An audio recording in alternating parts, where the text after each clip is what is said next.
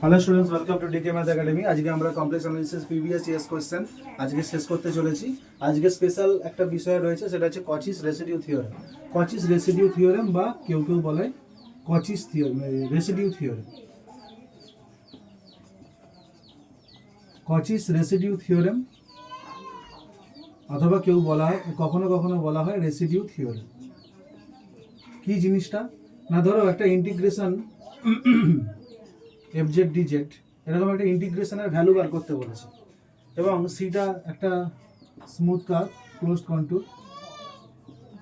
Contour. তো এখানে এই ইন্টিগ্রেশনটার ভ্যালু সমান কি হবে না 2 pi i into summation of residue F alpha i, যেখানে alpha i belongs to interior of C, মানে ওই কার্ভের ওপরে বা ভেতরে থাকবে যে পোলগুলো, সেই সমস্ত পোলেতে আমরা রেসিডিউ বার করব, রেসিডিউগুলোর যোগফল বার করব। সামেশন মানে যতগুলো রেসিডিউ আছে এরকম আলফা 1 আলফা 2 এরকম করে করে প্রত্যেকের রেসিডিউ বার করে তাদের যোগ করব, যোগ করে 2 পাই i গুণ করে দেবো। এবং যেই পোলগুলো এই কার্ভের ভেতরে বা উইথিন অ্যান কার্ভ হবে না, মানে এই কার্ভের ওপর বা ভেতরে থাকবে না, সেই কার্ভগুলো সেই পোলগুলোতে কিন্তু রেসিডিউ আমরা এখানে কনসিডার করব না। শুধুমাত্র এখানে সেই রেসিডিউগুলো কনসিডার করব যেই রেসিডিউ মানে যাদের করেসপন্ডিং পোলগুলো এই কার্ভটার মধ্যে বা কার্ভটার উপরে আছে। তো চলো দেখে নেওয়া যাক। এখানে এই ইন্টিগ্রেশনটার মান বার করতে বলেছে ইউজিং রেসিডিউ থিওরেম, ইভালুয়েট মানে মান বের করা।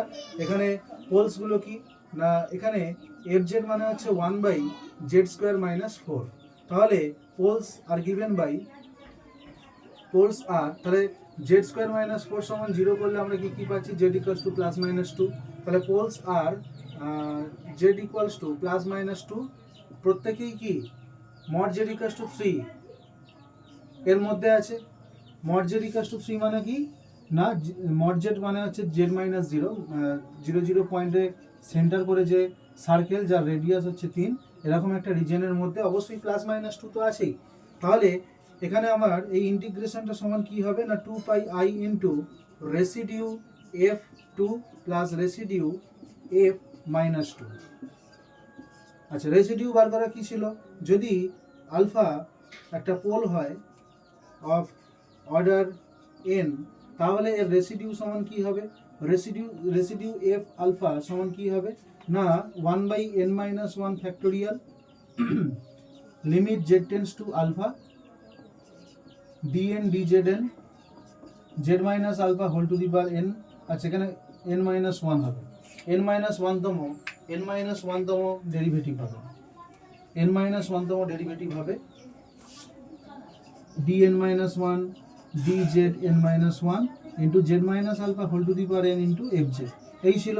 আচ্ছা, যখন n = 1 হবে, n = 1 হলে কিন্তু এইটা সমান কি হবে, এইটা সমান 1, এইটা থাকবে না, তাহলে তখন হবে limit z tends to alpha z minus alpha whole to the power 1 into fz। তার মানে তখন রেসিডিউ f আলফা সমান এইটা হবে। ওকে, দেখো এখানে কিন্তু +-2 একবার করে আসছে, তাহলে +2 আর -2 কি হবে, এখানে +2 আর -2 কি হবে, +2 হবে সিম্পল পোল, অর্থাৎ অর্ডার 1 এর পোল। তাহলে রেসিডিউ f2 এটা সমান কি হবে, limit z tends to 2 z-2 fz, অর্থাৎ limit z tends to 2 z-2 into fz মানে কি, এটা z+2 ইন্টু z-2, তাহলে 1/z+2, 2 বসিয়ে দাও 1/4। আর রেসিডিউ f-2 এটা সমান কি হবে, limit z tends to -2 z+2 into fz, অর্থাৎ limit z tends to -2 1/z-2, অর্থাৎ -1/4। তাহলে এই দুটোর যোগ করলে কি হয়, তাহলে residue f2 plus residue f-2 সমান কি হচ্ছে +1/4 -1/4, তার মানে 0। তার মানে এইটার মান কত আসছে, তার মানে এইটা সমান আসছে, তার মানে এখানেই লিখি, তার মানে i = 2 পাই i ইন্টু 0, অর্থাৎ 0 আসছে, অর্থাৎ এই ইন্টিগ্রেশনটার ভ্যালু আসছে 0, এই ইন্টিগ্রেশনটার ভ্যালু আসছে 0। বোঝা গেল? আবার বুঝিয়ে দিচ্ছি, একটা ফাংশন fz = 1/z² - 4 এর পোল বার করতে গেলে আমাকে মানে লগ বাই হরটাকে জিরো করতে হবে, অর্থাৎ ডিনোমিনেটরটাকে জিরো করতে হবে। ডিনোমিনেটরকে জিরো করলে Z equals to plus minus two পাচ্ছি একবার করে। তাহলে প্লাস মাইনাস টু কি না এর পোল হচ্ছে, এফ জেড এর পোল হচ্ছে। এবং এই প্লাস মাইনাস টু কি এই কার্ভের মধ্যে আছে, দুটোই কার্ভের মধ্যে আছে, যেহেতু জেড জিরো জিরো থেকে এর দূরত্ব কি 2, প্লাস টু এরও দুই দূরত্ব, মাইনাস টু এরও 2 দূরত্ব, আর এই রিজিয়নটা আছে, কার্ভটা আছে 3 রেডিয়াসে, অর্থাৎ ওদেরকে জুড়ে আছে। তাহলে ইন্টিগ্রেশনটা সমান কি হবে, 2πi ইন্টু যতগুলো পোল আছে ততগুলো, মানে ওই কার্ভের আন্ডারে পোল আছে এখানে প্লাস মাইনাস টু দুটো আছে, তাহলে তাদের রেসিডিউগুলোর যোগফল ইন্টু 2πi। এবার তাদের রেসিডিউগুলো এইভাবে বার করছি, যখন n order n equals to 1 হয়ে যায় তখন কি থাকে লিমিট আর এই প্রোডাক্টটা, তাহলে limit Z tends two 1/z = 1/4। একইভাবে -1/4 দুটোকে যোগ করলে 0 পাচ্ছি, তাহলে এই i ইকুয়ালস টু কি হচ্ছে 2πi ইন্টু এই যোগফলটার মান 0 সমান 0। বোঝা গেল? তাহলে একইভাবে তোমরা এই অঙ্কটা করতে পারো,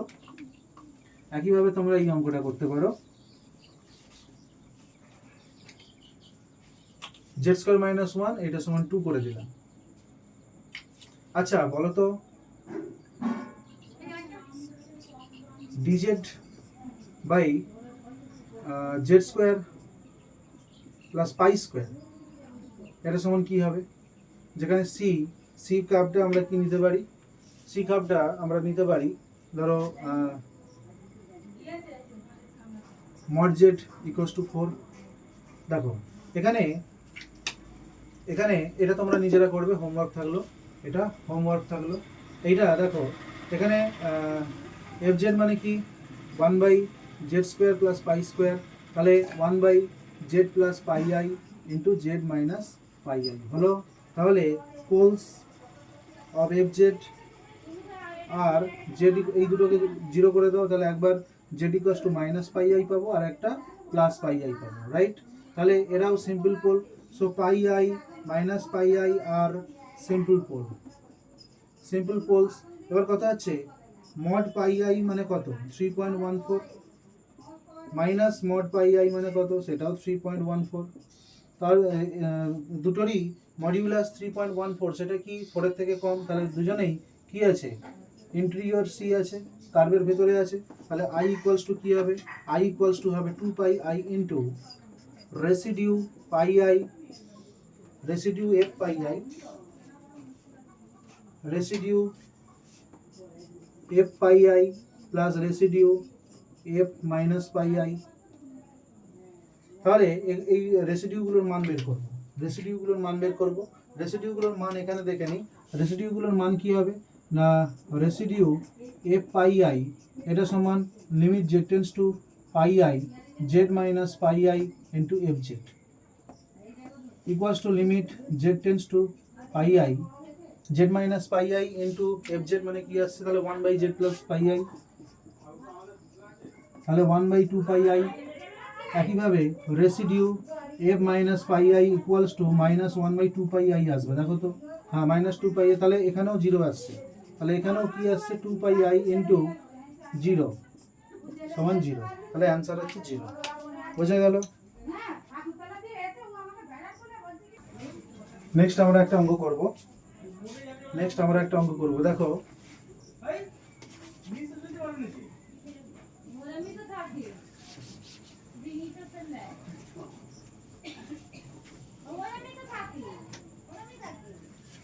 এখানে যদি আমরা জেড করে দিই তাহলে অ্যান্সারটা দেখো চেঞ্জ হয়ে যাবে, সি ইকুয়ালস টু সি হচ্ছে মড জেড ইকুয়ালস টু 2 করো, তাহলে এখানে চেঞ্জ হয়ে যাবে।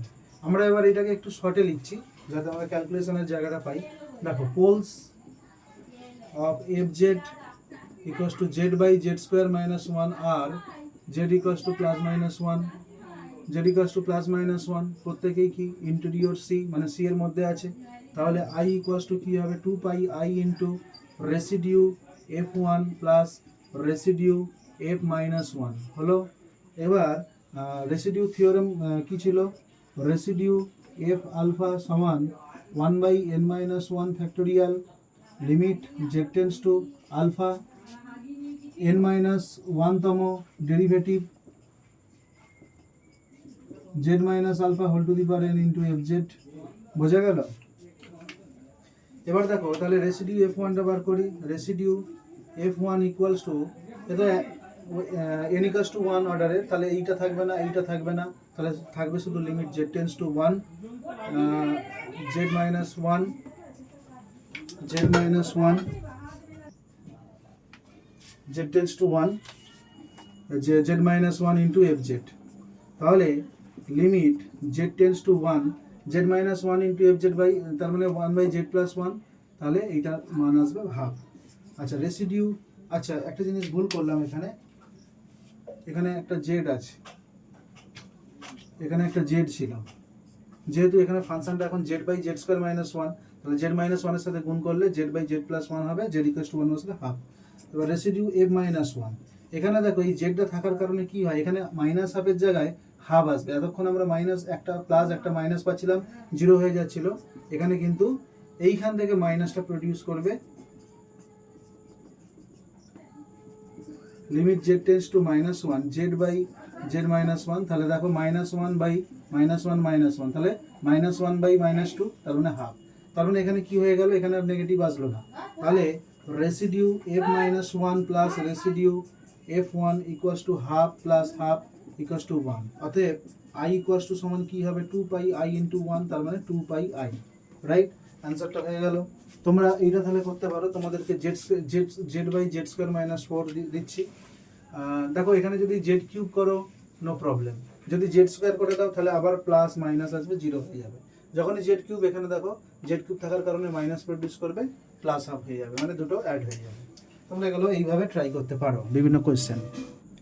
নেক্সট কোয়েশ্চেন এরকম দিই, integration Z square minus 1 divided by Z minus 2 into Z minus 3, যেখানে ডিজেড, যেখানে সিটা হচ্ছে কি, সিটা হচ্ছে মড জেড ইকুয়ালস টু 3.14, বা এখানে মড জেড ইকুয়ালস টু পাই দিয়ে দিতে পারে, পাই মানে তো 3.14, মড জেড ইকুয়ালস টু পাই, দেখো তো পাই মানে হচ্ছে 3.14, আচ্ছা আমি এখানে 2.5 দিচ্ছি। আমি অ্যাকচুয়ালি দেখাতে চাইছি একটা পোল সে যদি কার্ভের মধ্যে না থাকে তাহলে কি করব, অলরেডি বলেছি সেটা। দেখো এখানে পোলস বলতে কি বোঝায়, poles of F Z equals to Z square minus 1 by Z minus 2 into Z minus 3 আর জেড ইকুয়ালস টু 2, 3, বাট 3 তো 2.5 রেডিয়াসের মধ্যে তো থাকতে পারবে না, ও তো সার্কুলার রিজিয়ন থেকে 0.5 দূরত্বে আরো বেরিয়ে যাবে 3 পয়েন্টে, তাহলে 2 পয়েন্টে শুধুমাত্র কার্ভের মধ্যে থাকবে, but only 2 belongs to interior C, okay, hence I equals to 2 pi I into residue f2, এখানে কিন্তু অন্য কেউ আর নেই। আচ্ছা এখানে যদি আমি একটা জিনিস করি, সবই তো 1 অর্ডারে হয়ে যাচ্ছে, এটা 2 অর্ডারে আনার জন্য এখানে z মাইনাস 2 হোল স্কোয়ার করে দিই, তাহলে এখানে 2, 2, 3, তাহলে but only 2 is belongs to interior gamma, তাহলে এইটা হলো, তাহলে রেসিডিউ f2, 2 কিন্তু এখানে 2 অর্ডারের, অর্থাৎ n ইকুয়ালস টু এখানে 2, তাহলে এইটা সমান কি হবে 2 minus 1 factorial limit z tends to 2 z minus 2 whole square. আচ্ছা তার আগে একটা ডেরিভেটিভ হবে,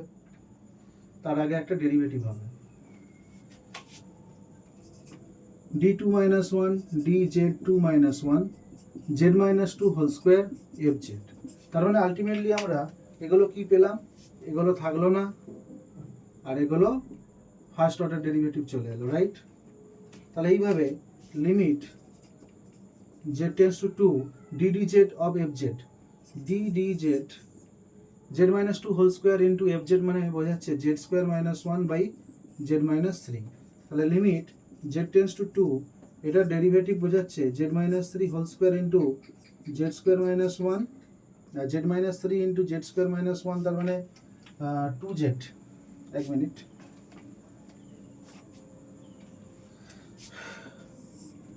z মাইনাস 3 হোল স্কোয়ার, এখানে z মাইনাস 3 রেখে z স্কোয়ার মাইনাস 1 এর ডেরিভেটিভ 2z, বাবারে শাঁখের কি আওয়াজ, ঠিক আছে এটা হলো, তাহলে limit z tends to 2z square minus 3z মানে 6z, 2z স্কোয়ার মাইনাস